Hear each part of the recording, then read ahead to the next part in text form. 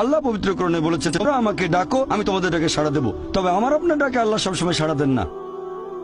পরস্পর বিরোধী মনে হচ্ছে। আল্লাহ বলেছেন আমাকে ডাকো, আমি সাড়া দেবো। তবে অনেক সময় দোয়া করছি কিন্তু কবুল হচ্ছে না।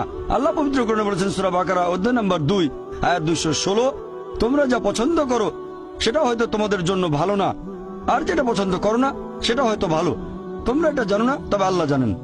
উদাহরণস্বরূপ ধরেন একজন তরুণ ছেলে, বয়স হয়তো 20 বছর, সে দোয়া করছে, হে আল্লাহ সুবহানাহু ওয়া তাআলা একটা BMW দিয়ে দাও। জানেন না BMW নাম শুনেছেন কিনা? BMW motorcycle. আমি চাই একটা BMW মোটরসাইকেল, খুব ভালো মোটরসাইকেল। ছেলেটা দোয়া করলো, আল্লাহ সাড়া দিলেন না। হয়তো আল্লাহ জানেন যে আল্লাহ যদি তাকে মোটরসাইকেল দিতেন, সে অ্যাক্সিডেন্ট করতো, পা ভেঙে ফ্র্যাকচার হতো, পঙ্গু হয়ে পড়ে থাকতো। তাহলে এখানে আল্লাহ সুবহানাহু ওয়া তাআলা তার ডাকে সাড়া দিয়েছেন সাড়া না দেওয়ার মাধ্যমে। আল্লাহ তার ডাকে সাড়া দিয়েছেন সাড়া না দেওয়ার মাধ্যমে।